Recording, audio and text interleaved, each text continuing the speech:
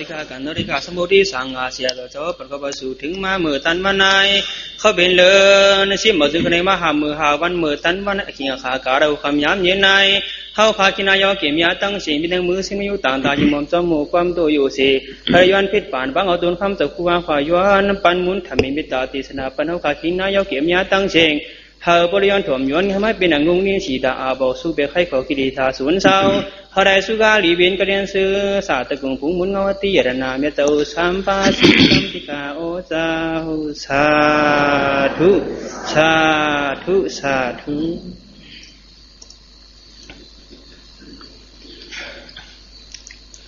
หดเดียวถึงมาปีได้290 ใบ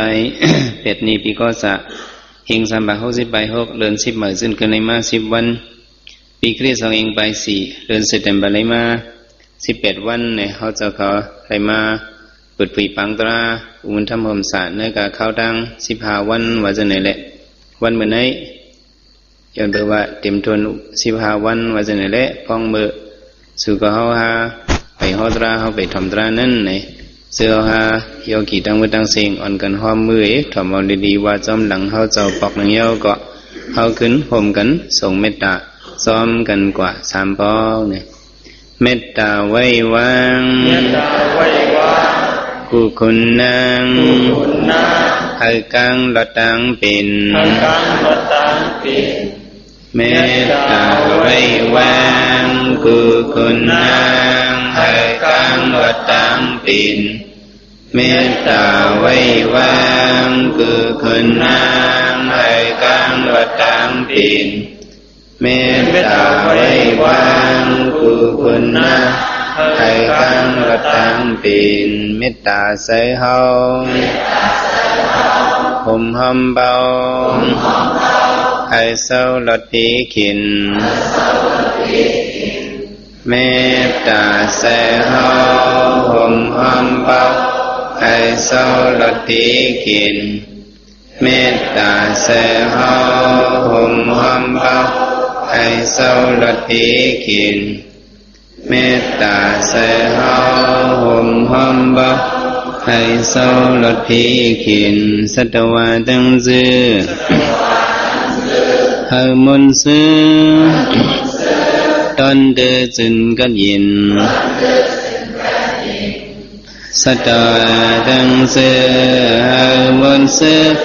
ตอนเดือจึนกันยินสัตวาตังซื่อเฮามนซื่อตอนเดือจึนกันยินสัตวาตังซื่อเฮามนซื่อตอนเดือจึนกันยินสัตนาตังซื่อเฮามนซื่อตอนเดือจึนกันยินสัตนาตังซื่อเฮามนซื่อตอนเดือจึนกันยินสัตนาตังซื่อเฮามนซื่อตอนเดือจึนกันยินสัตนาตังซื่อเฮามนซื่อตอนเดือจึนกันยินเวียวิสตังซื่อ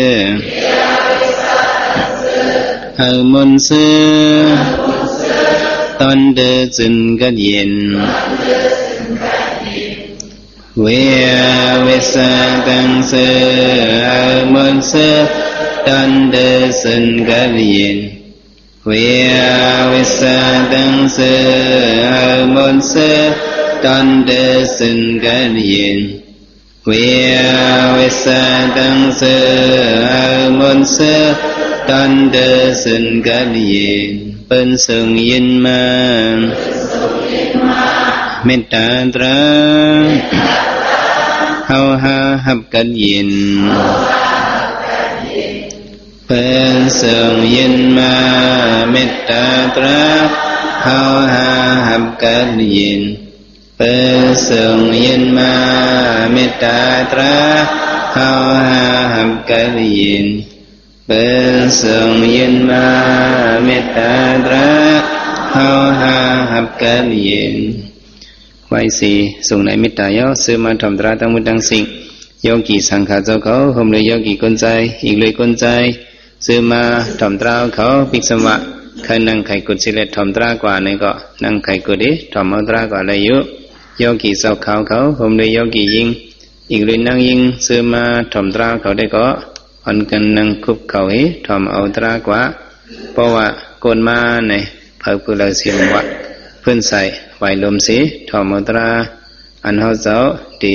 ตีสนากว่านี่เลยยุปุ่นคำในเจ้าเด็กขึ้นมา10 ตรามังกร30ไป8ป้าในการมังกร30ไป8ป้าในเนี่ยเมื่อในตีฮอดมาในมังกรไม้23อันว่านิวาโดซาเนี่ยนิวาโดซาเนี่ยมันปองว่าหังเลยปองว่าตีเลยยอมน้อมตูเสเก่าเนี่ยปองว่าอย่าไปไว้มันมาหน้ากว่าอย่าไปไว้มันมาหน้าให้ตีเลยยอมตูเสเก่าว่ะห้อมคือห้อมเมียนห้อมซ้ำห้อมไว้มาหน้าอากาคากีห้อมไว้นั่นอันนี้เข้าเป็นมังกรเดียวเนี่ยพระเป็นสวัสดิ์นิวาโตสะอิตัมมังกรมุตตมัมเนี่ยเพราะว่ามีลองดังหมอยอมตัวน้อมตัวคือเมียนซ้ำเพราะในจึงอันนี้เข้าเป็นมังกรเดียวเนี่ยสำนักบนคำพระเป็นเจ้าฮอไว้ว่าเนี่ยกุนเขาเรียกการโลกีเสมวะการลงเลือเสมวะสังว่าเขาตั้งไว้มันหน้าเขาขากีเป๊กเสียกลงบ่อในจึงหน้าการเขาส่องมันตีอ่องเลยก็ว่าจะไหนเขาหลุยย้อมหลุน้อมมีเฮ็ดก่อเปิดเขาอย่าไปไว้ตัวเขาสูงว่าเขาไว้ตัวเขาสูงเอเขาคือไว้เจอสูงเอคือตัวเปิดบ่อในจึงอันนี้มันเป็นมังกรเลยก็ว่าจะไหนหน้าการเขาก็มันอ่องเลยเนาะย้อนไปจากนั้น เจ้าหนังว่ากรวาตราใหม่เศร้าซ้ำเหมือนว่าเนี่ยเจ้าเดี๋ยวมาซับแรงนี่มันตีกวางมันเนี่ยเปิงลงมันเด็กเฮาตีเลยไว้ตัวเฮาเต็มเนี่ยเนาะตีเลยไว้ตัวเฮา จันเต็มไว้ตัวเฮาจันเต็มได้ก็มันเจงเฮาตีเลยอย่าไปเป็นมันมานะอากาคากีนั่น เพราะว่าเขาไว้มันมานะอากาคากีเนี่ยโยกีเขาวนตัวหรอกเจ้าหนังเมืองมุสีในเนี่ยมันเป็นเมืองกาขายเป็นเมืองสังก็เมืองกาขายมันเป็นพักดูเมืองเจ้าหนังมันเป็นเมืองกาเมืองขายเนี่ยเจ้าอันนั้นเขาก้นกาก้นขายผุยเสียงขายกาดนั่นเนี่ยเขาทำไว้หมาหน้าสูงเงเปิดมาตุยตีเสียงเขาก็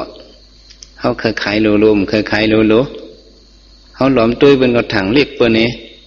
เจ้าหนังมันในอัปเดตซื้ออะไรก็มันซื้อมาตุยละลายก็เยอะเขาสัมผิดหมอกมันห้องมัน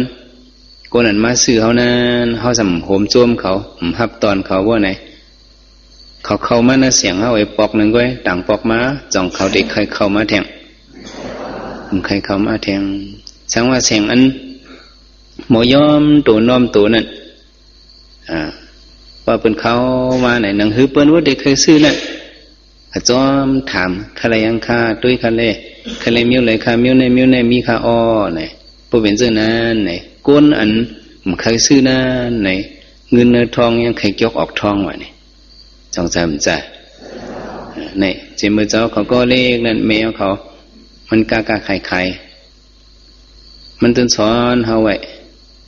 ใจปุ๊บมันเข้าเสียงมาถามกำเดียวแล้วฮับตอนในถามกำเดียวเลยในแมวเขาสอนเขาเจียมเด็กของเขาเป็นคนดังทุ่งเมาในเขายำกล้าขายพวกพี่น้องวันนอกมาเนี่ยเอาตังค์วันตั้มปันกำเดียวละเปิ้นโดนนั่งเปิ้นไปตั้งเฮือมาเนี่ยแมวเขาตื่นสอนไว้ถามในใครหังค่าหลวงค่าในเพิ่นถามให้ในกำเร็วเต็มในจุกให้เปิดตุ้ยไว้เต็มในนั่งให้เปิดตุ้ยไว้แต่ในมันเป็นหางเนี่ยเขาหลุดไหลมีลองนับยำกะว่าก็หลุดไหลป้านิวาตะลองเลยเขายอมตู่เขาสังว่าก้นขายเสียง หนึ่งก็สมัยเจอมันน่ะเป็นสุงเอเนี่ยยามีมาที่เนื้อโลกาลงเนี่ยก้นก่อนหนึ่งมันกว่าที่โฮเทล ก็ที่ห้องแฮมลงอันซื่อเสียงอย่างนั้นกำพาที่เมืองอเมริกันเนี่ยมันกว่าเพราะว่ามันก็ถามที่มาเนเจอร์นั่นลูกค้านอนสองมีเนี่ยว่ามันก็สำนุงโคห้ำหมักลูกค้านอนสองมีเนี่ยก็ถามมีเนี่ยในเป็นขั้นหนึ่งก็ในเป็นขั้นสองก็อันนี้เป็นขั้นสเปเชียลอันนี้ยังเป็นขั้นอันเข้มซีเปิลเนี่ยว่าจังไหนทำไมมันน่ะถามขั้นอันเข้มไม่เปิลนั่นว่าไอ้ก็นั่นว่าขั้นอันเข้มซีเปิลในป้าสังก็กล้วยนั่งมันมีอย่างก็กล้วยเนี่ยก็ทำมันนิจาก็ซ้ำล้อมตุ้ยไอ้ก็นั่น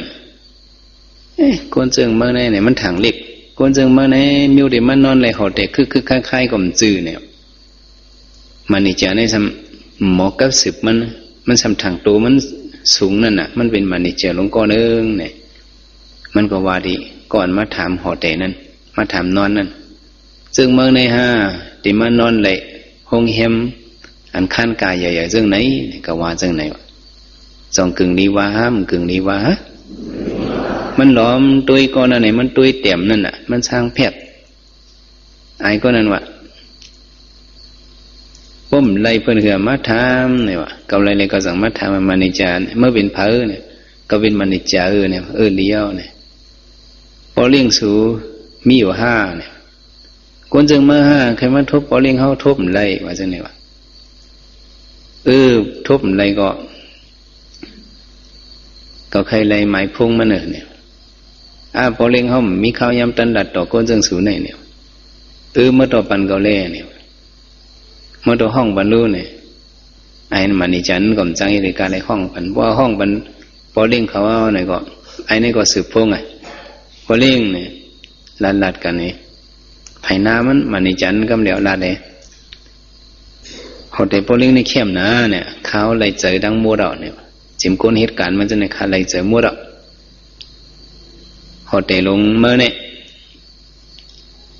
เมื่อเด็กขายเนี่ยถามซื้อก็เหลียวไอ้คนนั้นนะจังเมื่อเด็กขายเนี่ยวะเมื่อวันที่เนี่ยเมื่อเป็นพระก็เป็นก้อนไหนก็มาเพียวที่หดแต่ซื้อเอาเนี่ยจังเมื่อเด็กขายเนี่ยขายเนี่ยเมื่อขายก็ห้องไม้เขามาลงลายมือกันเนี่ยห้องไม้ก็มาลงลายมือกันวันนั้นก็เหลียว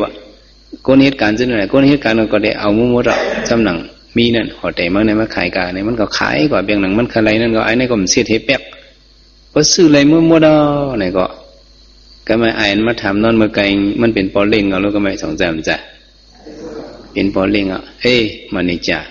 ซึ่งเมื่อในเหตุมันนิจาก็เลยเนี่ยฉุกเป็นคำเดียวอันนั้นมันเป็นสัตย์หลวงแหละในเมืองอเมริกาเนี่ยนะมันก็ชุกเป็นคำเดียวมันนิจาเนี่ยสมมติย้อนต้องป่านกอดขามันเนี่ยย้อนต้องป่านก็มันไรหรือในก็เบื่อหางเนี่ยก็เบื่อมีนิวาตามังกลาก็เบื่อหมอน้อมตัวปุ่มหมอน้อมตัวเนี่ยมันขึ้นเยอะสองนี้ขึ้นเยอะ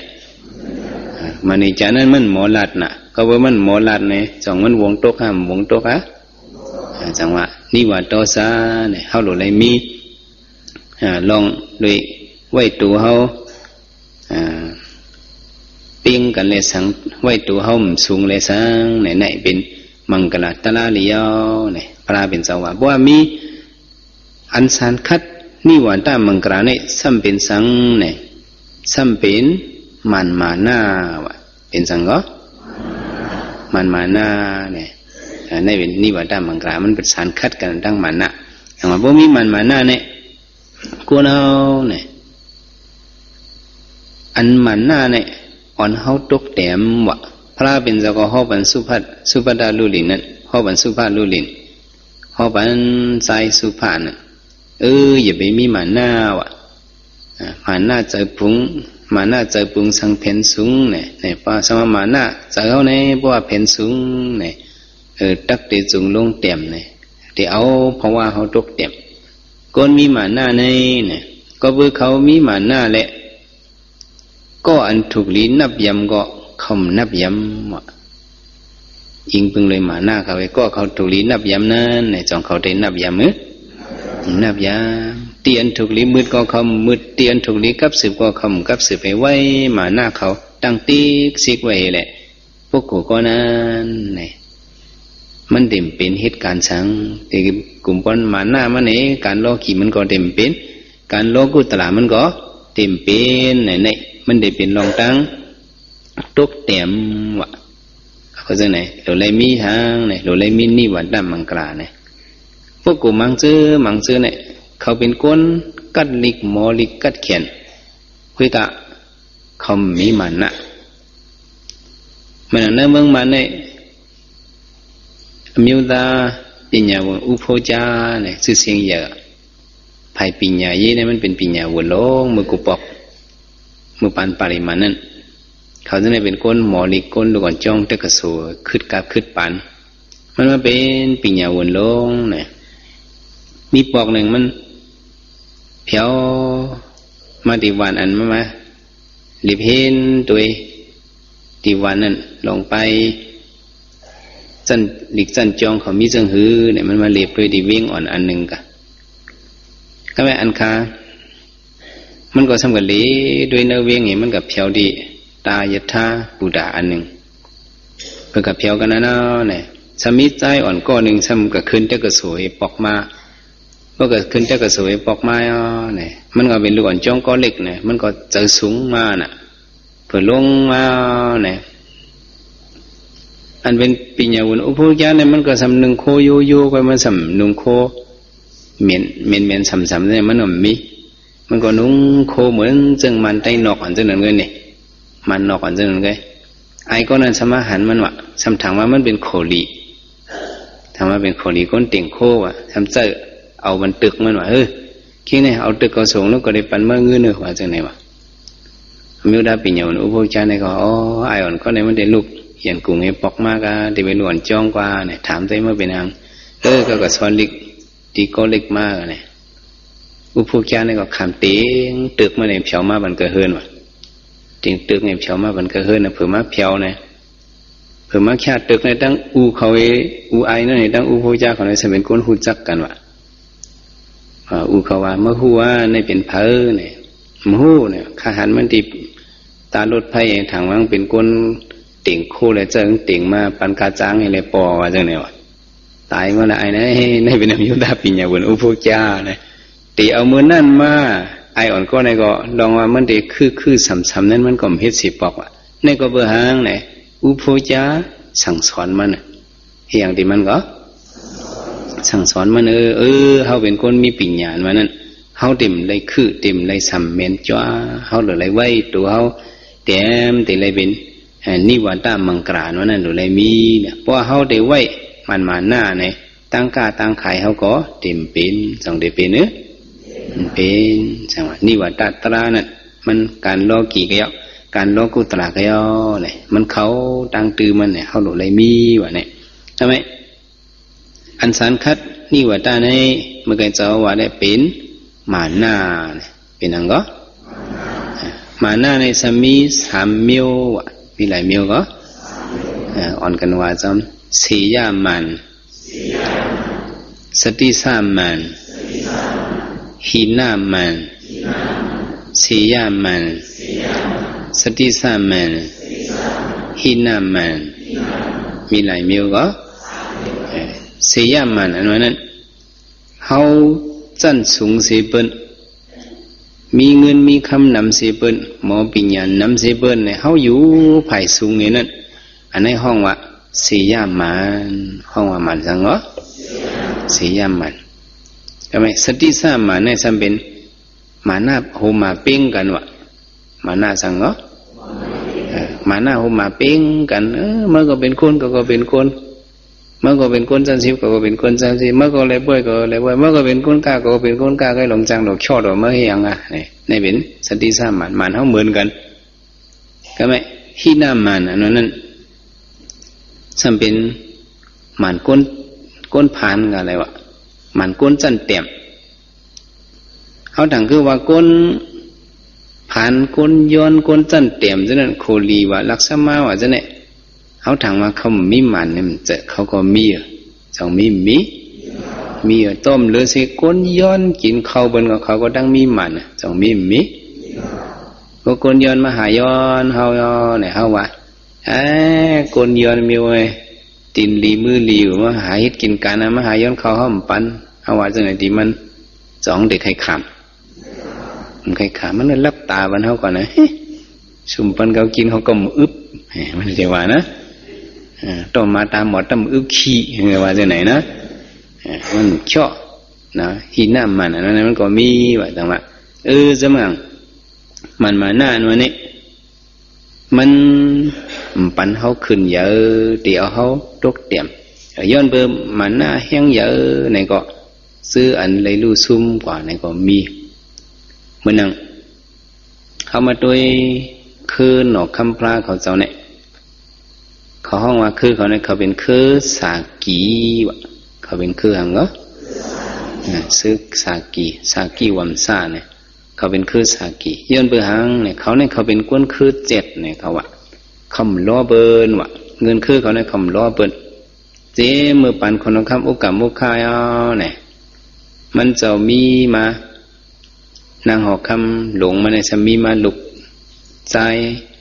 สี่ก็ลูกยิ่งหาก็เปิดสิว่ามันจะเอามาแทงนางน้อยก็หนึ่งเนี่ยมีวันหนึ่งขอน้องคำในสำเป็นมือโหเลือนว่าเป็นมือโหเลือนเนี่ยนางน้อยในสำอีรู้มือโหเลือนเนี่ยมันขึ้นรู้จ้องขึ้นจ้องเจ็บมันสำมีอียามันเนี่ยก็แม่นางน้อยในสมัยดื้อในสำซุมาโอมบันเอาไอปักมันในโอมไว้ในปักมันน่ะโอมเอาให้นั่นเพราะว่ามันเลยถัดอุ่นไอปักเนี่ยมันบ่ตอดมันบ่ตอนมันบ่ขึ้นมันบ่ครบขึ้นให้นะเนี่ยคนเอาข้ามในนอนรับก่อยสู้เอาน้องเนี่ยแตกกันเนื้อซบนางน้อยเนี่ยน้องหัวเมียมือมันแตกก่อยเนี่ยนางน้อยเนี่ยก็อังถ่วมเบ็ดก็กะเจ้าบ่ถ่วมไหมมันเจ้าทำเด็กล่างให้มือติดกระเทมันติดเจ็บกูมันตื่นเนี่ยเป็นทั้งเนี่ยคำอื่นเป็ดกาเนี่ยนั่งน้อยในอื่นเป็ดวะเนี่ยอื่นกินกว่าไปเลยอย่างมามือหัวเรือนเนี่ยยายางได้ก็พอหูได้ก็มันหยาบสังเอายาผินลำนกนำเฮตาก็มันแค่เนาะมือหัวเรือนเนี่ยนะยาผินลำในนอกนำเฮตาวันหนึ่งวันสามปอกไหนได้เย็นกว่ากำเหลียวเนี่ยเนาะทำไมคนเอาคำในก็ตื่นมาเป็นนางในมือหัวเรือนก็ในแค้นก็เอารู้ในเนี่ยมันนั่งก็ในขานั่งอมมวยประเด็นน้องมันแตกขาดำหัดไข่วะก็เพราะฉะนั้นขานั่งอื่นเป็นเนี่ยคนเอาคำก็ว่าโลเมื่อนางเนี่ยหลีฮักเตลงในเมื่อใครสู้หังเนี่ยยอถามมันนั่งว่ามันไปลาดพอถึงขิงขานั่งสังเดลาดเนี่ยเห็นนั้นวันละก็มลัดปีละเลื่อนละปีละก็มลัดคนเอาคำก็เห็นอันอยู่กว่าถึงหนังว่ามันนั่งน้อยในมีมาลูกใจอ่อนลูกใจมันก็อยากเป็นเหมามานั่งน้อยในจังมาลัดเจ้ามือเจ้าเป็นมือหัวเรือนวันบุญสองต้องเนี่ยต้องเมื่อนั่งก็โอเมอื่นบรรลุเนี่ยเนี่ยเจ้าปันสู้คาลำไปเลยย้อนเมื่อไหนก็ย้อนแน่เมื่อใครสู้หังก็ได้ปันก็เลี้ยต่างมิ้วเนี่ยขานั่งขาไหลอันขานั่งขาไหลได้ขาเหอลูกใจขานั่งเลยนั่งหอขาย้อนอันไหนมาย้อนอันไหนเนี่ยคนเอาคำหลงเนี่ยมันเป็นไรก็มีลูกใจหลงไว้รู้เนี่ยมันเป็นลูกใจน้อยเนี่ยมันไรเนี่ยนั่งในก็เจิมลีคนเอาคำว่าบ่อะไรงี้นั่นน่ะเจิมลีก็เพื่อหังซ้ำโกนั่งน้อยเฮ็ดกดต่อลูกใจมาเนี่ยอ่อยง่วนอ่อยสารเป็ดมันก็ตั้มเจอสังวาดีลูกใจลูกยิงหลงมันจะไหนสู่ไปนะเนี่ยไปก็หาอยู่ต่างตีต่างวันต่างเมืองเคยกติวันเหมือนเมืองเหมือนก็มาไว้ในผู้อุตายในสื่อสังเกตขึ้นมาเอาเมืองในหน้าเนี่ยว่าจะไหนปันลูกใจสีลูกใจมันหาสีใจลูกยิงหายิงต่างไปกว่าเนื้อถึงห้องปลามูมัดพองเมืองกวนวันกวนเมืองหักว่าของเผียวมากก็เลยเผียวมาดิกับปีล่าเนี่ยตีจะซีกับปีล่าอยู่จะซีกับปีล่าเนี่ยซ้ำเป็นเพอเนี่ยซ้ำเป็นนกคำพระเป็นเจ้าเฮามันเป็นจะซีจัดหนึ่งมันก็อยู่ที่เมืองกับปีล่าเนี่ยมันหมดด้วยภูมิปีต้าเนี่ยองดีมันอยู่นั่นมันเป็นองตีทอดตีเมียดลิ้นอ่องกันซื้อล้ำครบกวางเนี่ยก็ว่ากวางเผียวมาดิลิ้นนั่นเนี่ยซื้อเนี่ยมันเป้กวางว่ะงูล้ำครบเขตก็ว่าเผียวมากระบวนไหนงูเนี่ยมันเป้เลยเขตว่ะ นี่มันเป็นดินทอดดินเมียไหนมันเจ้าเลือกหลินกับพวกในเหตุการณ์ตะลามันมีอันยากเก่ามันกะเพราะว่าเขาพี่น้องตัวในเพียวกับกระบวนในจังหวัดลัดในลองปืนเขาพี่น้องเยซีลงสังว่าเมื่อไหนสุติตั้งเมืองสุกันในลาเนี่ยเขาส่งตีเป็นเมืองกัปปิลาเนี่ยต่อถึงนกคำพระเป็นเจ้าสีทัดมาเกิดขึ้นดินเมืองนั่นมาเป็นเมืองกัปปิลาวอดเนี่ยมาเป็นกันนั่นเนาะใช่ไหมเขาพี่น้องเนี่ยทำเด็กกับกล้องซื้อคือเปิ้นเนี่ยก็สำเคยกล้องแหละกำลื่นมาเขาสั่งไว้ปีนั่งลงเขาเฮ็ดเป็นนั่งหอคำเมไว้เหมือนจังหนังเมซื้อเขาอันเป็นไผ่เตอสีก็ก้นใจสีก็ก้นยิงสีก็เลยจะขึ้นเตะนาเฮิรนกึกกันเนสืบสายใจซื้อคือเขากว่าเนี่ยคำว่าคือเขาในคำล้อเบิ้นเห็นนั้นมาคุณเขาลายสืบลายปานอ่านหมื่นมันมีมาลายสืบลายปานเนี่ยสืบยืนยาวมาถึงปานพระเป็นเจ้าในเขาหมันหน้าเขาในเยอะคำล้อเบิ้นแต่ว่าที่ไว้เบิ้นในก็คำไว้หมันหน้าเขามันเยอะตัวพระเป็นเจ้าเป็นพลามายเพียวมาขึ้นเมืองกะปิละวัวเราตั้งสังขาเจ้าเขา10,000นี่เพียวมาสังขา20,000นี่เพียวมาขึ้นเมืองกะปิละวัวเราเนี่ยซื้อเป็นก้นเท่าซะเนี่ยมันก็ไว้พระเป็นเจ้าย้อนเปื่อหางเนี่ยเขาสมว่าก้นอ่อนเกยติเลยไว้ก้นเยอะเนาะก้นอายุเยอะเนี่ยติเลยขำไว้ก้นอายุเล็กไหนติเลยไว้ก้นอายุเยอะเนี่ยฟิงทุ่งเขามีไว้จังไหนพระเป็นเจ้าไหนเป็นหลานเขาเกยเป็นลูกเขาเกยเนี่ยขำไว้ป้าเจมคนเอาคำสุดรตนาเนี่ยไว้พระเป็นเจ้าก็อ๋อคือสากีเขาเนี่ยมันมาหน้าเยอะนะลงในแต่ที่ฮักเป็ดมันมาหน้าเขานั่นเนี่ยพระเป็นเจ้าเลยป้าในพุ่งดันโคเนี่ยเขาพระเป็นเจ้าป้าในพุ่งดันโคเนี่ยเขาจังย้อมมาหน้าเขาไอ้จังไวอ่อนกันไวพระเป็นเจ้าคือสากีเนี่ยก็เบิ่มมันมาหน้าเขาเยอะเนี่ยก็เขาเลยลูกก็เบิ่หังเลยลูกก็มันเยอะลูกก็สังก็ลูกก็มันมาหน้าเขาเยอะเนี่ยเขาจะไม่ให้ดูลูกไหนลูกก็ขุนใจวิจตุป้านั่นคนเอาคำหลวงก็สละสำคัญเลยนางซื้อคือสากีเนี่ยย้อนเปิดสังขาเจ้าพมมาตรงซ้อมตีหอมกึนเหมือนจังเฮิรนสะเทียนนะถ้าเป็นเขานั่งวิสาขาเขาเนี่ยมันสมาเขาโดดจับคือสากีเนี่ยสำคัญย้อนนางเฮามึงกบิระเบิดมาสักนางบ่มสักเนี่ยก็สำเร็จเป็ดตึกกันก็สำเร็จเป๊ะพอเด็ดสักก็คือเขาสำเร็จลู่เนี่ยจังให้ดื้อจังเอาคาเจอก้อนหนึ่งเนี่ยตั้งคนมหานำเล่นกันเนี่ยไล่มาลูกยิงหางเลียวก้อนหนึ่งนั่นเป็นนั่งปั่นจับนั่นเอาปั้นกว่าว่านั่งนั่นก็อยู่ในหอกบิระเบิดก็เล่งมาลูกใจอ่อนกองเป็นมาวิจตุป้ามันก็ขึ้นเมื่อกันต่อปู่มันนายมันที่เมืองกบิระเบิดเนี่ยเขาคือสากีเนี่ยเขาเคยไว้เบิ้นเสื้ออันเล็กเนี่ยเคยไว้เสื้ออันเป็นวิจตุป้าอันเป็นเลือดสากีก้อยป้าให้มัดนั่นเคยไว้เนี่ยซื้อลูกอ่อนนั่นเขาไว้เขาก็อยู่แบบที่นอกเมืองเนี่ยก็อยู่แบบเนื้อเถื่อนเนี่ยมันไงก็ไว้ปู่เขานายเขาอาเขามันก็ไว้เผื่อมันขึ้นปอกไม้เนี่ยองตีอันวิจตุป้านางเนี่ยสากีเนี่ยคำปันเปิ้นเขาถึงว่าเปิ้นให้เต็มสิเขาในมุมดก้นคือแล้วก็ย่ำสูงดันเขาว่าจังไหนติเต้มันได้ก็เป็นก้นอันนั้นมันเหมือนกันก็2เหมือนจันก้นทันก้นเนี่ยมันเหมือนกันก็สูตรในสูตรเป็นก้นก็มันเหมือนกันใครก็คือสากีเนี่ยคำไว้เขาว่าคือขุนเขาในก็ย่อสูงเสเปิ้นเนี่ยทำไมองเตียนวิจตุป้านางแน่เผื่อมันลุกมือก่อนเนี่ยเขาเอาน้ำนมมาล่างเป็ดเขาว่าป้องข้างไอ้ก้นเนื้อหอเท่านั้นป้องท่าองตีคาองคาอยู่ในล่างเก่งๆเลยอย่าไปให้กึดเฉียวคาสิอิดว่าจังไหนก้นลืมหลับกองสำขึ้นมายินกว่าก้นซึกลืมหลับให้ขึ้นมาเอาหลับมันขึ้นยินกว่ามาเอาเลี้ยวขึ้นยินกว่าขึ้นกับรัดวิจตุป้าวิจตุป้าเนี่ยก็จะล้ำเจ็บเจอดอกคือสากีเนี่ยวันหนึ่งมาเพราะก็เป็นขุนมาเนี่ยแหละก็ได้มาเอาตายเป็นหมดว่าเนี่ยองตีสู่เอาน้ำนมล่างนั่นก็ที่เต็บคอสู่เอาเลือดคอสู่ล่างเนี่ยมันหมายใจกับเรื่องไหนเนี่ยอย่างว่าเรื่องหนังเจ้าว่าเมื่อว่า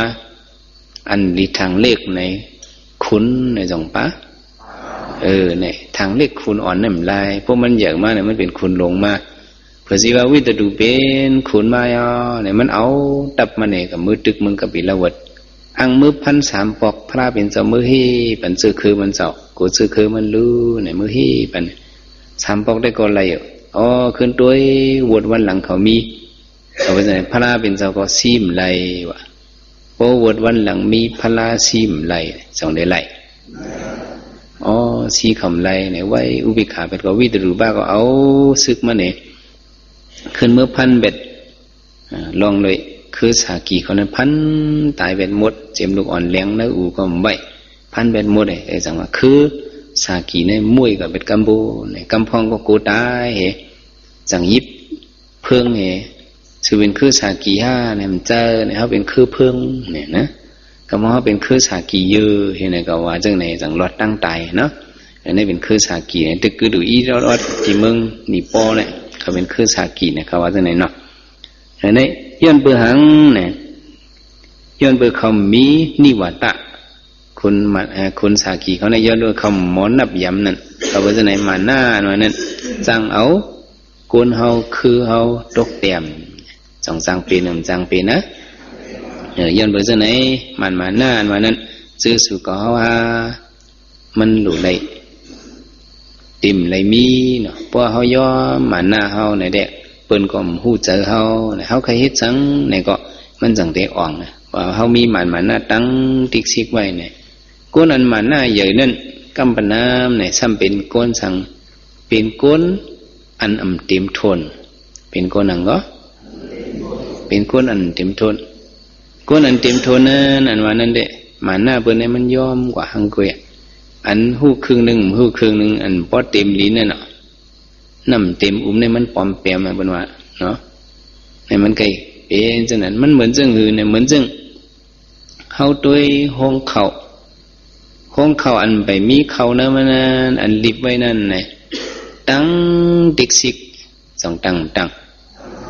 งขึ้นผ้าขึ้นหมอกอย่างหลังมันยึดขึ้นเลยแต่นี่ก็ยืดสูงปื้อสูง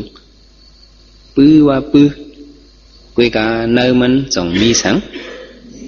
มีกุยกาห้องเขาอันหมักอันก่อนอันโป้งนั้นไหนเด็จ่องเปิ้นตังเอาตังเปิ้นโกมไว้แต่ว่าอันมีนั่นเด็เปิ้นโกมอันมีนั่นเด็เห็นมันมาหน้าในมันอ่อนลีเนี่ยเขาตัวที่เนอสารกะที่มึงพ่อก้าวบัดตีอันว่านั่นขอนอคำหลวงเจ้าเนื้อมันมีลูกใจ2 ใจลูกใจหลวงมันเลยทำอากาคาเกให้มาหน้าใหญ่เขาเป็นคือโคเนี่ยมันนับยำเบิดจิมูมาฟ้องเมืองเขาไงเพราะว่ามันหันสั่งถูกมากเนี่ยก็เอาค้อนเหี่ยมเอาตามือห้ามเอาตีนปิดนี่ไหนก็เบอร์มาหน้ามันใหญ่นะเนี่ยจ่องปืนห่มโจมมันหมอมโจมมันเพ้อกดจังมันอ่ะก้อยกำจังให้ถือเนี่ยใช่ไหมน้องใจมันอันชื่อว่าซ้อมามันได้เป็นปลาน้องใจมันชื่อว่าขุนใจซ้อมาเนี่ยใจอ่อนก็ในสามีลงหมอนนับยำเบิดหันปานปู่ก็ห้องปู่หันปานลุงก็ห้องวานลุงหมอกับสืบติดต่อเปิ่นมันไว้ตัวมันเต็มมันไว้ตัวมันสูงเนี่ยเป็นนิวัตมังกราถึงหนังวันหนึ่งเนี่ยเจอคุณใจเขาดังมุดดังเสียงเขาได้กว่าปังกุมก็เป็นปีอายมันปลาในขี่มาให้มาหันปู่เท่ากองไปโกมไผ่นามันขี่มาให้เจ้าเบิ่นปลายตั้งบันมันเจ้าเบิ่นปลายเปิ้นก็ไปก็กับผู้เฒ่าในสมตั้นปลายปุ่มตั้นปลายเนี่ยมันเอามาผ่ามันผู้เฒ่าให้ปีนล่มลงก่อนย่ำขึ้นไหวด้วยแบบหลีเจอเมื่อมันเคยไปก็ให้รู้เก่ามาก่อยว่าจะไหนกันวะลองมันมีลองกะว่านี่ว่าตามันเต็มมันหมดเต็มตัวมันอ่ะไอ้นายไหวมาหน้าสูงให้ก็ขึ้นปังกุมภายหลังมันจะเป็นพระจอมมาเนี่ยอันเป็นเจ้าน้องมันขุนใจซ้อมาเนี่ยทำจอมมาหาปู่เฒ่าโลมมันนกอีหลูอ่ะปู่เฒ่าก็มันบ่เฒ่ากลางมันเป็นคนเข้ามันเป็นคนเข้าฉันรู้อีหลูเดี๋ยว ลุงเอาปู่เอาร่วมเจ็บกับใครว่าเนี่ยมันเป็นคนมีเจรีกับเอาลูกปะเนี่ยขาเขาเนี่ยคัดกว่าได้เนี่ยอ๋อพวกเขาคัดในปู่เอาคือกับไปได้เลี้ยวละมากเขาเนี่ยเอาไอ้คาเล่คัดจุนบันหลู่บันปู่เอาขี่คาเล่เนี่ยก็ย่องปู่ทองต่างเอาย่องปู่นั่นในต่างเนื้อหลังมาปู่นั่นก็เมื่อเป็นเพอเนี่ยข้าเป็นน้องใจก่อนเอามาผ่าปู่เอานั่นเนี่ยเลี้ยวเมื่อไหร่มีเจรีเต้วันไหนก็ได้ปันเมื่อของผักอันนึงปันมันของผักปับลิกอันหนึ่งเป็นปับหางเนี่ยเป็นปับมาสุตาเนี่ยเป็นปับผู้สุตา13แสนเปิงมีนั่นหมดวะเนี่ยเมื่อตุ้ยอันไหนดีๆนะสั่งมันก่อยผู้เฒ่าก็เอาไม้กว่าเป็ดมันใจก็คืนปางกลุ่มในปนกันว่าเฮ็ดหรือไปตีนลงมาเอาอะไรมีมาฮะเนี่ยมีเนี่ยจุนบันเปิ้นเอาเนี่ยเห็นไหนถึงหนังเห็นนั่นถึงมาหลายปีเมืองหิมหอมเขานั่นสัมปอยพองเขียวเขาเผียวมาที่เมืองเขาเนี่ยมาตักปิญญากันเขาเขี้ปิญญากันว่าเมืองสู่และเมืองเขาเขี้ปิญญากันเขี้เลยเนี่ยเขาเป็นเมืองอย่างเมืองหลวงเมืองหนึ่งเขาลูกปิญญาคนมีปิญญาเมืองเขาก็มีอยู่เนี่ยเขาได้มาเขี้ปิญญากันในขุนเมืองเขาถามมาขอถาม3อันจองเมืองสุติผิดจองได้ตอบไล่เนี่ยตอบไล่กว่าปันเขาเข้าตั้ง3 วันเนี่ยเขาย้อนหลายวันเหรอ3 วันในเขาเลยเกกว่าเนี่ยเนี่ยเลี้ยวเนี่ยปันมาขอถาม3อันขอถามอันนั้นเนี่ยหมาย1นกตัวหนึ่งปีกมันก็เป็นลูกหางมันก็เป็นลูกเป็นนกสังเนี่ยถามมาว่าเนี่ยนะนกหมาย1ปีกมันก็เป็นลูกหางมันก็เป็นลูกเป็นนกสังทำแท่งตัวหนึ่งนกหมาย2ปีกมันก็เป็นเนื้อหางมันก็เป็นเนื้อเป็นนกสังแท่งหมาย3นกหมาย3ในปีกมันก็เป็นขนหางมันก็เป็นขนเป็นนกสังเนี่ยมาถาม3ข้อเนี่ยขอนอคำก่อมมาหูพองเมืองเขาเผาหูเนี่ยเผาก่อมหูสมานกปีกก็มาเป็นหลุกหางก็จะมาเป็นหลุกเนี่ยเนาะเฮียกี่เขาหูย่อเขาก็รู้ว่า3 วันเนี่ยเนาะเผาก่อมหูก็ไม่ถามคนเมืองเลยโซกันตังเมืองเป็นทางโน้เนี่ยเผาก่อมหูคุณใจก็เป็นปีไอมันเนี่ยหนังในมาถามกันมันมาเจอมิ้วมันคนจะมาถามมันยอบไปเลยว่าถึงไหนวะเนี่ยนะมันเป็นคนจะให้น่ะยอบมัดไปเลยบอกเขาว่ามันไหลเขาจะเหน็บไหลพ้องเขียวนั้นเป็นเดลนับยามเลยมันหลุดนับยามนับยิ้มหังเด็กแค่ยอบปวดดีกว่านี่นะก็ยอบไปละเมืองเขานั่งเราวัดไปเลยละหนังในมาถามเขาเฉลี่ยเขามีบ่มตอบไรเนี่ยมันเนี่ยเอาไล่ให้นะพอเขาชามซีมันจึงก่อมไรใครกับว่าเดี๋ยวดีกว่ามันไล่เขาจะไหนมันไล่ป้องเมืองเขาก็ว่ามันไล่เขาตอบมันไล่ก็หาด้วยวนด้วยก่อนแน่เนี่ยหลุดยอบหลุดมัดไปดอกหลุดกระตึกเมืองเขานั่นไปดอกให้ไหนดีกว่าเนี่ยว่าจึงหื้อก็มถ่อมพอเขาว่าก็มันถ่อมก็เบิ่มหมาหน้ามันอย่างน่ะมันเคยชอบวันนั้นกำเนินมาเฮ็ดหื้อว่าก็มันถ่อมพอเขาสั่งว่าเมื่อในเขาว่าก็มันถ่อมเนี่ยเต็มก้นวันก้นเบิ่งสั่งกันลึบมันออกเมืองไปดอกก็แม่มันเลยออกปลายเมืองกว่าไหนเลยกว่าแบบไหนย้อนเปือหังไหนย้อนเปือหมาหน้าย้อนเปือหังเหรอย้อนเปือเพราะว่าหมาหูในก็หมาหูก็เย้าน่ะจ้าเนาะในห้ามเคยย้อมนะหมาหูเนี่ยมีเฉลี่ยมั้งหรือวัดไปแล้วเนี่ยมันสมาจังไหนว่าเพราะว่าบนลือปีไอไปแล้วเนี่ยน้องใจเนี่ยจังมาจื้อปอเขาปอเนี่ยขาดด้วยหลีกเนี่ยขาหูยเอาอันคอตอบอันก้นขุนนอคำเบิ้งนั่นถามมานั้นขอนอคำอันถามมานั้นเป็นเพราะเนี่ยเป็นขิงเท่าอันเอามาถิบมันนั่นนะอันมันเอามาให้ดูด้านบันกว่านั่นน่ะเป็นขิงนั่นก็ถามมาเป็นขอนอคำต่างเมืองอ่ะนั้นมันพามเฮ็ดก้นเท่าไอ้มันมาหลีในเมืองเขามาจอบตัวนั่น ลูกใจอ่อนตอบไรอยู่ห้าเนี่ยอะไรครับพอเขาโกนวันโกนเมืองเพ้อก็อย่าไปไม่เจอเนี่ยเอาขนใจซ้อมมาได้ตอบปันไรเนี่ยห้องมาเลยคนซื้อพองเขียวอันที่มาถามนั่นเนี่ยห้องมาถามลูกเขาถามสูนกตัวหนึ่งปีกมันก็เป็นหลุบหางมันก็เป็นหลุบเนี่ยหลุบเนี่ยจองแก่นปีกมันก็เกี่ยนหางมันก็เกี่ยนเนี่ยเป็นนกหางมันใจว่านกอันปีกก็เป็นหลุบหางมันก็เป็นหลุบเนี่ยเป็นต่อล้ำหางว่ะจังใจมันจะปีกเกี่ยนนี่เป็นหลุบก็ไหนเห็นโกนกล้องนั้นเป็นเห็นโลกมันแหลมให้หมอจี้แข็งเป็นหลุบก็ก่อนนั่นจังใจมันจะเนี่ยเมียนหัวเนี่ยนะทำไมหมายสองนกตัวหนึ่งปีกมันก็เป็นเนื้อหางมันก็สมาเป็นเนื้อเป็นนกหางมันใจตอบว่าเป็นหวังคูลอไหนวะหวังคูลอเมืองไหนมูจักอยู่หวังคูลอเนี่ยเพราะความมันเขาว่าชิวเบี่ยนนั่นนะมันใครเหมือนเจ้าหมิงเนี่ยเป็นนูก็ห้ามจืดหวังหมังหมังก็ชื่อหวังกุโลก็ชื่ออันนั้นปีกมันก็เป็นเนื้อรู้จังจำจ้ะหางมันก็เป็นเนื้อนะมันใจตอบกว่าเนี่ยเมนอเนี่ยก็ไม่นกไม้ซ้ำปีกมันก็เป็นโคนหางมันก็เป็นโคนเนี่ยเป็นหางลาเนี่ยในเป็นนกยุงเนี่ยมันใจตอบกว่าเมนอคนเมืองสุเนี่ยมีปิญญาเตเนี่ยจังชาสู้วันมันคนเมืองดังเสียงก็อ่อนกันโหมจุ่มบนไหนคนใจเขาในมันมีปิญญาหรือเอาเฮ็ดเจ้าแก่เมืองเอาเนี่ยจังเอาเฮ็ดเป็นเจ้าแก่เมืองก็พี่อายมันนั่นเปิ้นก็ตื้นเกี่ยวกับคนก็ลึกออกเมืองไปใจเมืองแล้วนั่นนะจังว่าพวกมีนี่ว่าตาเนี่ยหมอยอมตู่เฮาหมอจ้อยแถมเปิ้นเนี่ยจ้องเป็นมังกราห้ามเป็นนะเป็นมังกราลีเนี่ยเฮามาด้วยอันเป็นซึ่งอ่อนนั้นได้ล่ะก็เปิดใจอ่อนก็ได้มันหมอน้อมหมอยอมตัวมันแหละเลยเป็นมังกราลีกว่าจังว่าเชื่อว่าโยกีเขาไม่การวิปัสสนาตราเนี่ยก็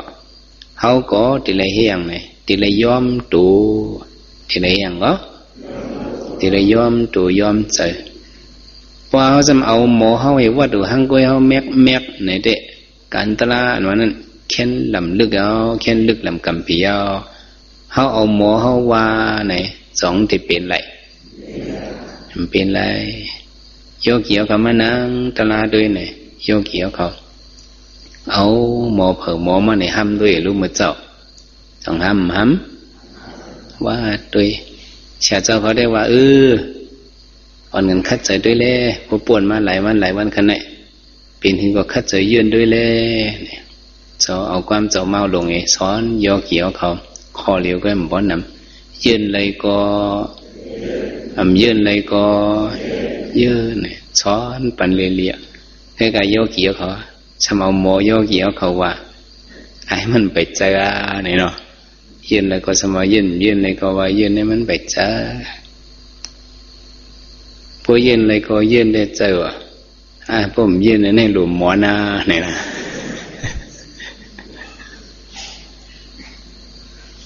หมอนด้วยเอาหมอนหัวอีนั่งอ่อนมาหมอนด้วยสองสามพักกบโจอยู่กับมันมังมันใช่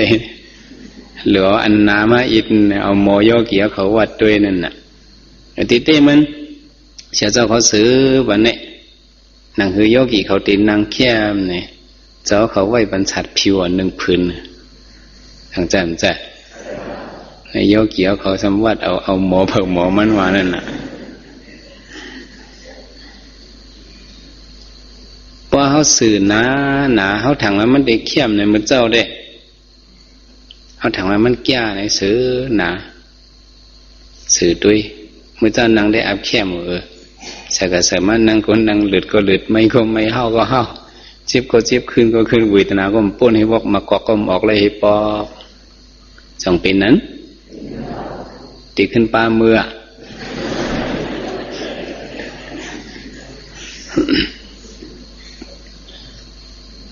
เนี่ยนี่ว่าโดซาเนี่ยเขาหลุยยอมตู่เขาอ๋อเป็นคือเป็นจึงหนังเสียสมาวานั่นเนี่ยอันนี้เขาสำเคยยอมนะมันจะว่าไงมันจะสื่อสารอันเดียวแค่เจ็บปวดนั่นหรือสื่อนานๆเนี่ยพวกเป็นก้นหูเด็มันเสืออันนั้นเนี่ยมันติดหลอกไปทางกุยมันเหมือนเจ้าเขานั่งรีตั้งยันเนี่ยเขานั่ง2 นาที3 นาทีเนี่ยพวกสื่อน้ามาเนี่ยมันหูน่ะพอเขาซื้อสัตว์ผิวอ่อนมังนังหรือเป็นอ่อนเนี่ยมันจิบเว้ยมันเกลียนเว้ยมันป้าอันเลือดเลยเขานั่งเนี่ยก็มันแคบกุ้ยกากางใจย่อกี่อันว่านั่นเป็นว่าจังคือมอมเชียงไม่เชียงเนี่ยว่ะในมอมเชียงเข้ายามเชียงอะไรเนาะว่าตัวหางพังมัน หมอเพิ่งหมอมันปิญญาเพิ่งเลี้ยงใจมันเนี่ยกุ้ยกะอันนั้นมาให้การตราเนี่ยไปหางสื่อนานๆนั่งเกี้ยวสื่อบางๆนั่งเกี้ยวกุ้ยกะถูกเลยเอาจึงข้อความเจ้ามาหลวงนั่นว่ายืนเลยก็ยืนพวกเฮ็ดไหนก่อนตะลาวเนี่ยมันจังที่เจียวหู้ที่ป่องมันน่ะเนาะชื่ออันยืนเลยกว่าตีไหนก็มันก็หู้กว่าที่ป่องมันอ๋อเวทนาว่านั้นทุกข้าเวทนาเนี่ยพวกเฮายืนเนี่ยมันหมอปุดกว่าหมอป่นกว่าอยู่เนี่ยพวกยืนเลยเนี่ย2 ป่นเตียมป่นเตียป่นเตียป้มยืนเลยเนี่ยเด็กก็ปามือเฮินเนาะห้อยเจิงแต่ปีที่มาเฮาก็จะไปป่นนั่นเนาะมันไปหังซุ่มเก่าเนี่ยเลยล่างมือขึ้นเลยน้ำเมียดมือนั่นน่ะเนาะเลยน้ำเมียดมือเนี่ยเลยน้ำเมียดมือจังว่าก็ไม่ มันนาตราเนี่ยมันเป็นอันสันคัดนิวาตาเนี่ยจังว่าเจอเขาเนี่ยเขามาเฮ็ดการตราเนี่ยเขากัดตาเข่งตราเนี่ยตื้นว่ามันไหล2 เดือนไหลตื้นมันไหลตราในทางเรียกมันอิดนึงก็ตื้นว่ามันไหลมันก็เป็นเฉพาะหังสัพพิธรรมะอนัตตาเนี่ยมันเป็นเฉพาะอนัตตามันตื่นว่ามันจอมใจเขาสิเมียว2 จอมมันขึ้นมามันจิบมาเอามากินวางไว้พระราชสาถูกปอกเนี่ยอย่าไปให้จิบเหมือนปอกนั่นค่ะเอาว่าก็เลยดังว่าเลยอ่ะ2 ยอมบันเป็นคือเป็นเอามือว่าเนี่ยเขาหลุยยอมบันมันว่าเนี่ยเขาได้เลยอย่างบันมันก็ยอมบันมันน้อมได้เขาอย่าเป็นน้อมเขาหลุยยอมบันมันเอามือว่าเมื่อใครหรือเฮลาเนี่ยเขาได้เอาใจเขานิวาตาเนี่ยเขาหลุยได้เอาตัวเขาใจเขาโกมไม่เอาตะลาวาเนี่ยพวกคนใครตะลาเนี่ยแต่เลยเอาสังวะเอาตะลาวาพวกเอาตะลาวาเนี่ยได้ตะลาที่อ่อนกว่าจูตะลาพวกเอาไอฮาวาเนี่ยได้จังเดลัยเพราะว่าไอฮาวาได้พุทธันไก่ได้ไข่เพราะไอฮาวาได้มันเป็นนั่นนะใจเขาในมันพุทธันไก่ได้ไข่เต้นยุกเต้นยักมันนิ่มสิบอกเพราะเอาตะลาวาเนี่ยเด็กเขาคัดเจอเย็นโดยพวกมันป้วนกว่า1 ปอกปีหลีงามแมวเนี่ยเด็กมันเด็ดเจียวหูเจ้าก็ยามทำมือปองไปเสียงนั่นเจ้าว่าปอเนี่ยปอก่อนนี้ตะลามาปียาวข้าวหึงไล่ตาที่เฮยโยกิเจียวป่องเป็นลู่นั้นตีไรให้ถือเนเขาเนี่ยเจ้าถามมันป่องมันก็ว่าเจ้าไล่ตาที่เจียวป่องตะลาเจียวป่องเป็นลู่นั่นหรือสินังยักหึงอย่าเป็นหนึ่งเจียวถึงที่ผมมักหรือสิอันไหนมีสังหวังว่าตีไรคัดเจอเยอะเนาะเย็นนั่งยักหึงอย่าเป็นหนึ่งเจียวถึงที่ผมมากเนี่ยอันเขาปอเนี่ยตะลามาเนี่ยก็เอาไล่อันไหนยิบกุ้ยวะเขาไปที่ไหนตัวถึงที่เลี้ยวที่ตั้งยาในบนนางเนี่ยก็ตื่นไว้2 นาฬิ2 โมงในมันนั่งจังไรหรือเย็นไรก็เย็นไรก็เย็นโยกีได้ก่อมป้อนนำกุ้ยกับคนหันตะลาเด่นนำก็เบื่อหางเนี่ยก็เบื่อมันเฮ็ดเตเฮ็ดว่าพอเฮ็ดเตมันจังได้ป่องพอมันเฮ็ดเตเนี่ยได้ก็มันจังไรวะตะลาเนี่ยก็ว่าฉะนั้นเฮาเฮ็ดกันตะลาว่านั่นเนี่ยเฮาจอมตูเฮาหน้าใจเฮาหน้าเนี่ยก็มันจังไรตะลาเปิงลงมันเด้ เฮาติเลยจอมหังเนี่ยติเลยจอมตะลาติเลยจอมหังก็ จอมตลาบ่จอมตลาเฮามูซาตลาก็ตลาในที่มาสู่เฮาโยกีเอาคำมาค่าใจเฮ็ดด้วยการตลา10วันในเฮาเฮ็ดจังหือที่มันก็เวทนาเฮาตลาในตัวเฮาเนี่ยมันหนังหือเฮาซ้อมหนังมันดูเป็นจังหือเนี่ยมันเป็นกว่าอันเฮาได้เฮาหลไว้เจอน้อมเฮไว้เจอน้อมให้เอามันว่าเลยในจ้อมภายหลังมันจันกว่าจังหือก็ตึงมันเอามาจันก็ว่ามันเอาคืนก็เลิกเลยคืนมันเอาเจ็บก็เลิกเลยเจ็บมันเอาไม่ก็เลิกเลยไม่มันเอาเลือดก็เลิกเลยเลือดจ้อมน้อมต่อมันอันนี้เป็นสังไหนนี่ว่าตามมังกรายอันเฮาน้อมขึ้นเลยตัวเฮาเจอเฮาตราเนอตัวเฮานั่นเป็น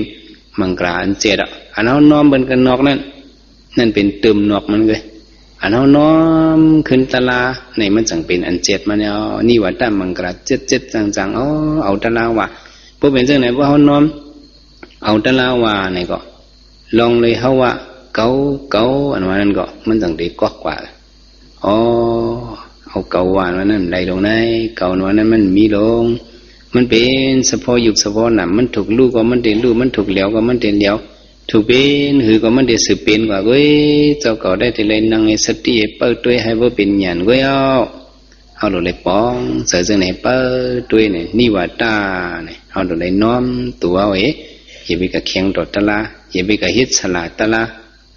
ผู้ฮิตสลามันเนี่ยส่งเดลัยมังเจ้านังตะลาวัดกำนำอันเฮาเป็นโยกีเฮาไว้เจอพิษนั้นจังเป็นอันแล้วเนี่ยทุกข้าเวทนาเนี่ยโอ้มันป่อมาเนี่ยอันเฮาเคยมันหายในเป็นตั้งพิษอันหนึ่งว่ะอันเคยหายในเป็นตั้งพิษอันหนึ่งมันเป็นเอาหังเจอหังติเนี่ยเอาเจอโลภะเหติเวทนาป่อมาในถ้าเคยมันหายละอันไหนอันนี้เจออันนี้เต็มเลยไว้หายก็ตึงมันหายก็ตึงมันจำหนังมันเปลี่ยนมาหายก็ย่อมาหายก็ย่อหายก็ลีมาหายก็ลีคุณพ่อย่อกี่วันเนี่ยตีเลยเปอยากตุยมันดีๆแกเปตุยมันข้าวยามันเต็มก็มันหายก็ตึงมันอันใจเขาเนี่ยเขาสำกับมองเคยมันหายอันนั้นอันนี้เป็นลองไว้วางใจเขามันปึงไว้อีกหนึ่งทางบอกมาเขาอย่าไปมองตึงมันแหละหายก็รีมาหายก็รีตึงเมมาละเอาหลุไว้จนนั้นปันมันเนาะเอาเมื่อว่าเนี่ยมันหลุเหมือนจังหือหูไรเจอเมื่อเอาหลุว่าจังนั้นเหมือนจังคนเอาคำลูกลีกลูกหลักนั่นเพราะว่ากระตักเปื่อนว่ะกระตักมูมาเขามูมาเขาอยู่เนี่ยที่โคไรเนี่ยเขาได้ขึ้นเขาได้ล่วงควรว่าเจ้าได้ขึ้นเนี่ยมันทำล่วงเขาล่วงหามาขึ้นอยู่ในกลางโคไรเขาได้ขึ้นเขาได้ล่วงเนี่ยเจ้าได้ล่วงคาเนี่ยมันทำขึ้นเขาขึ้นหามาที่ไหนวะเพื่อกระถามได้ไอกองทำเลิกหมดเลิกลงที่นั้นเขาได้ขึ้นเขาได้ล่วงหูเลยเจอมาเมื่อเจอไอ้ในว่าในเมียเนี่ยในตลาดเขาก็หลว่านั่นมูเลยเจอเมื่อเอาเมื่อว่าเมื่อเคยขึ้นลงเขาหลบเปิดตัวมาไงเอาเมื่อว่าเมื่อเคยปีนเขาหลบป่องใส่เสื้อไหนเนาะเอามันว่าเขาหลบน้อมเขาอย่าไปกระขิงตามันขี้มันที่เป็นในเอาโย่นะเขาก็ว่าในก็มันอะไรตลาดเนี่ยจังได้ไรเขาหันมาอันชานเป็นดูในนำคิดที่สู้เราโย่เนี่ยมันอะไรเนาะในมันเป็นทางไหนเป็นห้องว่าใจเขามันเรียนอันตั้งเอาใจเขามันนี่อย่างก็ใจอันในกล่อมไรวะพวกเป็นปอเจ้ามาหลงในมันว่าจะคือใจอันนั้นเป็นใจหางในเป็นห้องใจหมาเรียนอันตั้งพันวะนี่ทางแถมใจพวกเป็นนั้นได้หรือเอาค้อนป้อไว้เดี๋ยวมาดูนั้นใจเขาเนี่ยเขาอย่าไปกระถางไว้ทาคิดดีปีนั้นยู่ดีปีไหนยู่ไหนนั่นมันลิ้มเข้ากันนั่นไผ่กี้หรือสายเอาตั้งเขาเปิงไปละเป็นหือเป็นเอาเมื่อวะเมื่อเคยเป็นหือเป็นเอาเมื่อวะเนี่ยเขาหรือว่าตึงมันไว้เจอนี่ว่าตายน้อม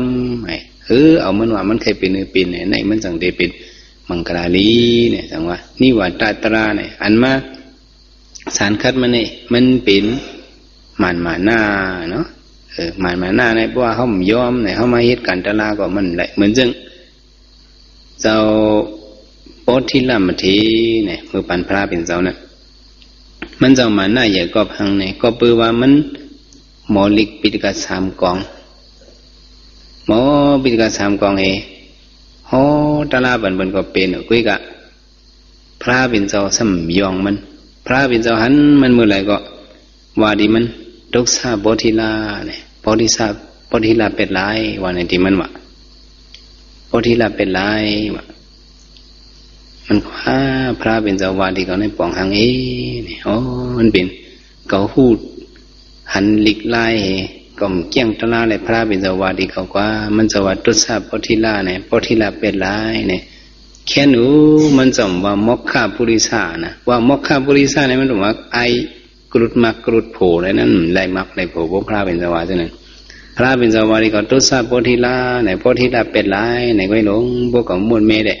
เต็มเป็ดลายก็เนี่ยมีวันหนึ่งมันจะไล่สั่งวิการมันจะไปเข้าเถินกว่าไปเข้าเถินเนาะเนี่ยกว่าจูดิเจ้าย่าเนื้อเถินจุ่มหนึ่งเขาเจ้านั้นเป็นคนเหตุการณ์ตลาดกุเจ้ากุปะมันก็อยู่จอมเขาเจ้าคาราเบลเขาย้อนตลาที่เจ้าเขาคาเขาเจ้าเจ้านั้นหัวเจ้าบดีละเจ้าผู้หูเขาเจ้ามาย้อนเขาห่มปันไรก็ย้อนเจ้าบ้านนั่นแหละก็ย้อนที่เจ้าลงอันตั้งเจ้าโดทำสุยกับจู้เจ้าอ่อนก็ย้อนที่เจ้าบ้านนั่นแหละเจ้าอ่อนว่าเขาเอือปันไรเจ้ายังโมยเขาก่อนหนาเจ้าก็ย้อนเจ้าอ่อนบ้านนั่นแหละเนี่ยสุยมันลงกับจู้เจ้าอ่อนนี่ย้อนเปื่อหังเนี่ยเขาเจ้าเจ้าในหูลองว่ามันมีหมาหน้ามันมีอย่างเหรอมันมีหมาหน้านี่ว่าด้ามังกราก็มันมีอันตั้งไหนมันก็คือไว้ลองว่ามันเป็น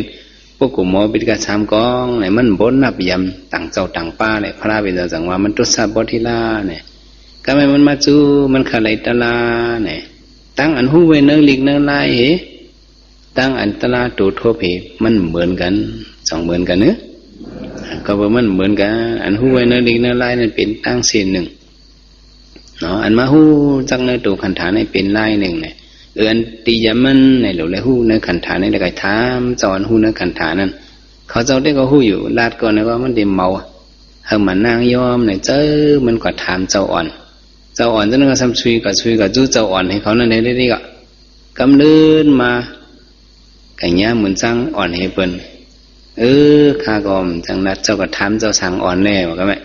มันเป็นปุ๊กโกใจชาหลงก้อนหนึ่งเจ้าก็ถามเจ้าสั่งอ่อน7 ขวบเจ้าสั่งอ่อนหลายขวบก็7 ขวบเนี่ยแต่มันเลยยอมตัวมันน่ะเขาเป็นมุนเจ้ามุนจ้างก็ถามเจ้าสั่งในบ่มยอมตัวเจ้านี่ก็ถามได้ถามอะไรในนิวาด้ามังกรามันเมียมันก็ถามเจ้าสั่งมันเจ้าสั่งในก็ฮ้อมือไหวเจ้าสั่งดึกเรียนใช่อยู่ดึกเรียนกองใช่ดึกเอากองมูเฮดกองมูใช่เนาะเจ้าสั่งเขียนดอกปันตลาคาดเปียวสีกำคาเนี่ยเจ้าสั่งก็หูมันจะเป็นยาหันตาเจ้าสั่งนั่นก็มันเป็นลองดังตรงไหนลงเขาแค่หมานางย่อมเลยสั่งเสื้อมาจุกเก่าไว้ในเนี่ยยันมาจากนั้นเจ้าสั่งมันสองว่าเจ้ามาย้อนตลาดิคาดาเบเนี่ยจงเจ้าเด็ดถ่อมความข่าวมันว่าถ่อมข่าเนี่ยพวกเป็นเช่นนั้นเดี๋ยวเลยถ่อมความข่าวมั่วโยกีอันว่านั้นเดี๋ยวเลยถ่อมความสลาเดี๋ยวเลยถ่อมความไปถ่อมความสลาบทถ่อมความสลาแล้วมันจังเด่นบินนี่ว่าด้ามังกราปุ่มถ่อมในเด็กก็จงเด็ดเป็นเนื้อมันเป็นเสียสมาได้รัดมิ้วหนึ่งอย่าไปอุบกันอย่าไปอุบกัน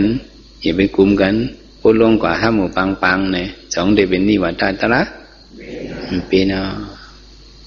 พูดลงกว่าก็คัดเจอตุยตะละเลยเนี่ยลูกกัดจอมเนี่ยมันจังเดเป็นนี่ว่าตาตะละจอมอยู่ค่ะเจ้าเนี่ยพวกนี้ก็เลี้ยจามด้วยก่อนกว่านี่ก็เพิ่นมีหนองน้ำอันหนึ่งเจ้าลงกะช่างปึงเจ้าอย่าไปบวชให้อิดเนี่ยมันสำนุงไว้สังคันเหม่อลงกว่า ลงในลงแทงในลงกับแทงในนั้นก็ลงกว่านำเอามาจุบสั่งการมันเดี๋ยววันนี้เจ้าถ่อมความคาดเพวเนี่ยมาแล้วเนี่ยมาตะล่านวันนั้นเจ้ากว่าเนี่ยเจ้ากว่าเอาโลด้วยเนื้อขันเท้าในกุ้ยเนี่ยลาดมันเนี่ยก็ด้วยทางวนมีหลอนปกอันหนึ่งเดี๋ยวก็หูมันมีหกหูเจ้า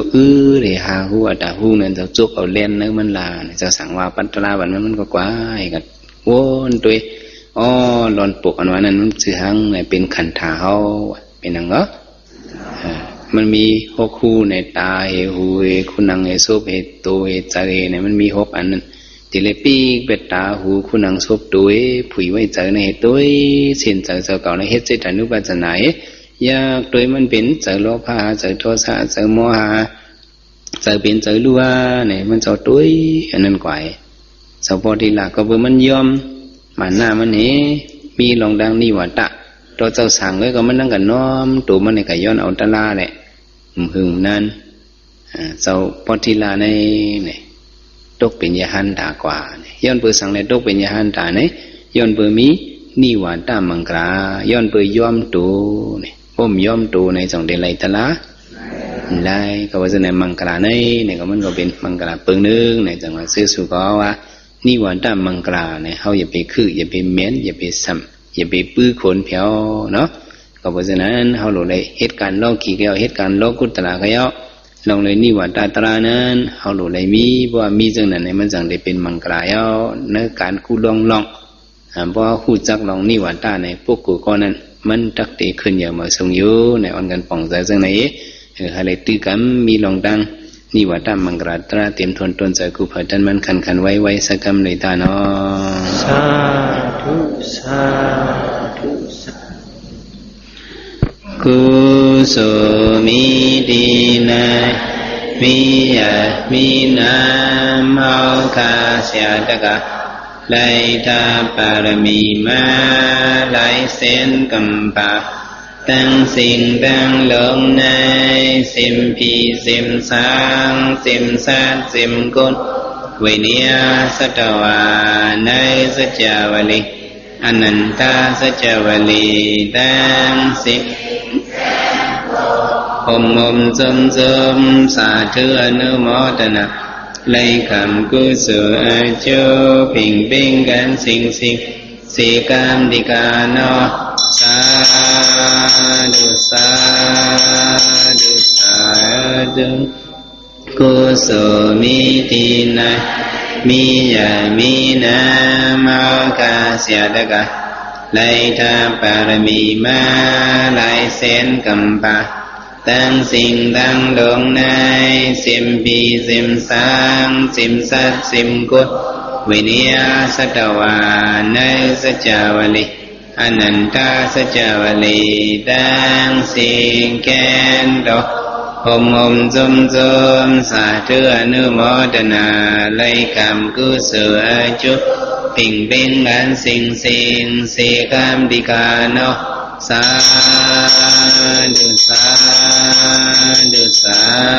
du cô sở mi đi na mi ya mi nam hao ca sia de ca lai ta parami ma lai sen cầm pa tăng sinh tăng lượng nay sim pi sim sang sim sát sim cốt vinya sattva nay sacchavali ananta sacchavali tăng sinh khen độ hôm zum xả thứ anumodana lấy cảm cứu sự chúc bình bình an sinh sinh si cam đi ca no sa du ta nam ye si lam yeภาวนาเมเราเจ้าคายตั้งสิ่งตั้งลมอย่าโดงโดหัดพิมพ์มั่มไลก้นหิมมั่มไลสัตวาหิมมั่มไลย้อนฟังไว้เนื้อมาโคเจ้าค่ะต่อเจ้าหอดเตียวเชื่อมสาอัมมาตานิปันนาติกาเย็นเสกามดิกาโน สาธุสาธุสาธุ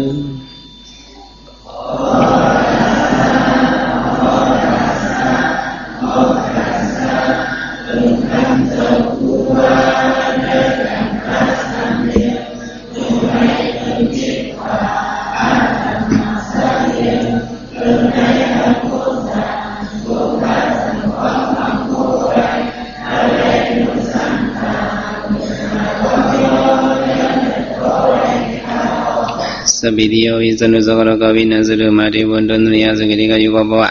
อภิวาทนาสิริสนิสังวุฒาภสายโนสุตตาโลธรรมอุตันตุอายุวโนสุขัมปะลัง